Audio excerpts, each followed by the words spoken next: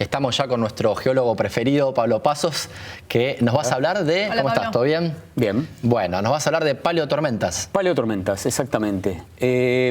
Antes de empezar a hablar de paleotormentas, los voy a ubicar en el presente, para después recién poder ir al pasado. Cuando nosotros vamos a una playa o cuando estamos en la costa, notamos claramente que hay una diferencia en las condiciones de oleaje cuando hay buen tiempo que cuando hay tormenta. Eso se registra no solo en la observación del mar, sino en las características que tienen los sedimentos que están sobre la costa. Ustedes se habrán dado cuenta que cuando hay una tormenta, luego de una tormenta caminan sobre conchillas, caminan sobre arena que es más gruesa, o sea, se modifican las condiciones de los sedimentos de acuerdo a las características climáticas que en este caso tiene que ver con la acción o no de tormentas. Bueno, ahora, ¿qué pasa cuando observamos registros de rocas en la historia geológica y cómo detectamos las tormentas en ese registro? ¿Qué implica detectar tormentas o para qué nos sirven detectar tormentas más allá del evento en sí mismo? Claro. En primer lugar, vamos a ver una imagen. Cuando miramos esta imagen, observamos que el oleaje, como movimiento oscilatorio, se va desplazando a lo largo, digamos, de todo el mar. Pero en algún momento, por la profundidad, ese movimiento oscilatorio orbital hace que empiece la interacción con el fondo. Me perdí con movimiento oscilatorio orbital. ¿Cómo es eso? Bueno, vos te imaginás que cuando vos tenés el movimiento del oleaje, si vos pusieras una partícula, la partícula va teniendo este tipo de movimiento. Cuando empieza la interacción con el fondo, porque la profundidad es menor, ese círculo perfecto se deforma, por lo tanto empieza un desplazamiento hacia la costa, claro, y por lo tanto se generan las olas con la rompiente tal cual la ves. Obviamente, si el clima es normal, buen tiempo, eso se da con una determinada profundidad y un tamaño de ola en particular. Cuando hay tormentas o megatormentas, eso es sumamente más grande y por lo tanto la interacción esa con el fondo se produce a muchísima mayor profundidad. ¿Y por qué se hacen las olas más grandes con la tormenta? ¿Es por el viento nada más o hay algún otro factor? Esencialmente, hay una de las cosas que tiene interesantes el tema de las tormentas es que casi todos los procesos sedimentarios han sido modelados en laboratorio. Sin embargo, una de las cosas más difíciles es modelar las estructuras que se generan con tormentas, porque las condiciones que hay en cuanto a la orientación de los flujos y de los vientos y lo que sucede durante una tormenta es muy difícil de llevarlo a cabo exactamente en un laboratorio. Entonces, no hay un análogo directo de lo que pasa hoy en día con lo que uno registra en el pasado, ni uno puede repetir exactamente lo mismo que lo que sucede cuando uno mira el registro geológico. Es una de las cosas más complejas para modelar en el estudio sedimentológico, las tormentas. Ahora, una vez que estamos en esas condiciones, ¿para qué sirve saber que existen tormentas? Porque nos dan una idea de la paleobatimetría. Sabemos que cuando tenemos un registro de tormentas es porque estamos en el momento que ese flujo orbital oscilatorio del oleaje tocó con el fondo marino. Por lo tanto, si estamos con una profundidad mayor, no hay interacción con el fondo marino. Eso tiene que ver en cuestiones paleontológicas para saber qué comunidades estaban dándose en esa determinada profundidad, cómo fueron afectadas por las tormentas, cómo reconocemos esos cambios que se producen con esas tormentas. Pero además, imagínate que estamos estudiando cómo evolucionó una cuenca sedimentaria, el relleno de una cuenca. No da lo mismo que algo esté por debajo a muchísima mayor profundidad que algo esté depositándose los sedimentos en un intervalo que va en muy poca profundidad. Pensá que estamos hablando de algo que está muy cerca de la línea de costa. Cuando miramos este gráfico que está acá, ves que hay una palabra que nosotros utilizamos para llamar tormentas en el registro de rocas, que es tempestitas, de tempestad. Entonces decimos que las tempestitas se registran como tempestitas distales o fangosas, es decir, con material muy fino a una determinada profundidad, pero a partir de un determinado nivel, que es cuando empieza esta interacción con el fondo, las tempestitas se conocen como proximales. Y de ahí hasta la zona de rompiente, como ves en este sector, que ves que está tratado de demostrar el oleaje tal cual lo ves en ese sector. Ahora, todo esto que yo te estoy contando está muy lindo, pero ¿cómo lo vemos en las rocas? Y eso es lo que te voy a mostrar en la que sigue. Así. ¿Y ahí? Bueno. Esta es una diapositiva de un depósito sedimentario en la cuenca neuquina. te explico para que entiendas por qué. En todas las fotos vas a ver algo. Una referencia. Esto es una referencia de escala, cada una de estas cosas es 1 centímetro, con lo cual vos tenés una idea de tamaño. Si yo te muestro una foto y no te pongo una escala, vos no tenés idea cuánto te estoy mostrando. Claro. Esto es oleaje de buen tiempo, es decir, no está relacionado con una tormenta. Fíjate que te estoy hablando de centímetros y fíjate estas crestas onduladas, muy onduladas, con estas geometrías que tenés acá, pero todo de pequeño tamaño. ¿Está? ¿Te queda registrado esto? Que estamos mirando algo que tiene centímetros. Pero esto, a ver si entendí, esto es una tormenta que... No, esto es el oleaje. Buen tiempo.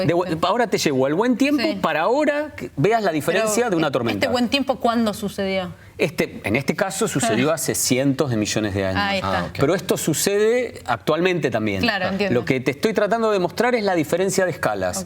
Y qué características morfológicas yo puedo reconocer cuando miro una roca para saber, ¿es buen tiempo o es tormenta? Entonces, registra esto en tamaño y escala y ahora vamos a pasar a la que sigue. De vuelta. Dale. Está de canchera ya. Fíjate esto. Cambiamos la escala, acá tenemos una escala, mirá la cantidad de centímetros y mirá el tamaño de la estructura que te estoy mostrando acá. Esto es, entre comillas, enorme comparativamente con lo otro. O sea, ahora sí hubo una tormenta. Esta es una paleotormenta en una unidad geológica del Cretácico, de la cuenca neuquina, y a mí me sirve, una vez que encuentro esta estructura, que se llama estructura en domo, para saber que estoy batimétricamente en el momento que se depositaron esos sedimentos por encima del nivel donde los flujos oscilatorios interactuaron con el fondo. Claro, puede ser la profundidad a la que estaba esta roca, por ejemplo. Digamos, exactamente, yo sé la profundidad a la que estos sedimentos se acumularon. Se generaron. Ahora, hay algo que es muy importante. Si yo te dijera, saquemos una muestra y miremosla al microscopio o a la lupa, vos vas a ver que el tamaño de sedimentos en el cual esta estructura se da es muy homogéneo, es una arena muy fina, muy característica. Entonces la siguiente pregunta es, ¿qué sucede cuando estoy en un medio fósil y no encuentro arenas? ¿Cómo registro las tormentas donde no hay arena? Porque la cuestión climática ocurre igual independientemente de que haya arena o no haya arena. Puede ser una plataforma fangosa, puede ser un lugar donde hay muchos detritos bioclásticos, es decir, conchillas rotas, para decírtelo en lenguaje cotidiano. Entonces, vamos a ver que en otra siguiente, pasa la voz para que no cometa el error yo, vemos una estructura como de este tipo. Todo esto que ves acá es arcilla fósil, digamos, ¿no? Y esto que ves acá, que está como hundiéndose en la arcilla, es lo que nosotros llamamos marmitas o como si fuera como una cacerola. En realidad, en inglés tiene otro nombre que se llama gutter cast, pero para decirlo en castellano, esa sería la traducción mejor que tenemos. Bien. ¿Y qué sucede acá? Acá sucede que no ves la estructura que te mostré antes. Ves una cosa completamente distinta, como una deformación en la base, algunos rasgos aquí adentro, otro tamaño, una moneda de escala.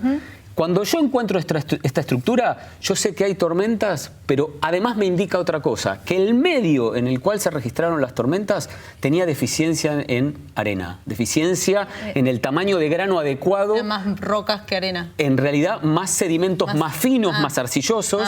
Por lo tanto, la estructura que vimos antes no se puede generar. ¿Por qué todo esto es importante? Es importante para los paleontólogos porque si el ambiente tiene tormentas, va a haber determinados grupos hoy fósiles que no van a estar en condiciones de adaptarse a esas condiciones de sedimento y de clima. Eso por el lado estrictamente paleontológico. Me voy a otro campo, me voy al campo de la geología tradicional y me voy al campo de los que estudiamos la evolución de una cuenca sedimentaria. De golpe decimos, bueno, estamos a una determinada profundidad, por lo tanto, si estoy a 18, 20 metros de profundidad y estoy siguiendo una columna geológica hacia arriba, puedo pensar que en algún momento me voy a encontrar rápidamente con la paleocosta. Y con eso entender dónde estoy en el borde de una determinada cuenca sedimentaria. Y finalmente todo esto tiene otra aplicación. Y la aplicación es que en general los depósitos de tormenta, por ser precisamente arenosos, son muy buenos reservorios de hidrocarburos. Entonces el final de toda esta historia termina que las tormentas nos llevan a que podemos prospectar determinados intervalos como buenos reservorios de hidrocarburos. ¿Y para estudiar el clima en el pasado? En realidad lo que vos podés encontrar es, pensalo en el presente, pensá en la costa argentina, anda a la Patagonia, venía a la provincia de Buenos Aires, vas a ver que nosotros tenemos en determinados sectores tormentas que se dan más en verano que en invierno y en determinadas regiones climáticas tormentas que son mucho más frecuentes. Lo que vos podés hacer es un modelado de saber que una costa estaba dominada o muy influenciada por tormentas o realmente tenía condiciones de buen tiempo que predominaban y las tormentas son una rareza. O sea, que te dan una inferencia climática en general. Te sirve para entender por lo menos en qué contexto climático se estaba dando. En contexto climático se formó esa sedimentación. Exactamente. Bien. Mirá cómo ven algo y pueden inferir tantas Sí, cosas. es casi detectivesco, ¿no? Está buenísimo. El trabajo. En realidad lo que, digamos, la mirada que nosotros tenemos es una mirada sobre el proceso que es el oleaje de tormenta, esas características, pero siempre tenemos presente que detrás de toda esta historia está una cuestión que tiene que ver con una mirada que, siendo algo fósil, yo termino mirándolo como si fuera el paleo presente. Yo puedo saber qué le estaban pasando. Imagínate que había corales y hay una tormenta. ¿Qué le pasa a esos corales? Se rompen, se fragmentan. Claro. Entonces, podés empezar a entender por qué encontrás otras series de evidencias que son claramente notables cuando vos encontrás este tipo de condiciones. O sea que te abre el panorama para interpretar la historia geológica de una manera muy importante. Bueno, Pablo, muy interesante como siempre, perfecto para cerrar, que tenemos que ir a un corte. Muchas gracias por venir, ¿sí? Gracias. Muchas gracias. Dale, nosotros vamos a un corte y enseguida volvemos. Es nano, es mega, la liga de la ciencia es alfa, es beta, la liga de la ciencia.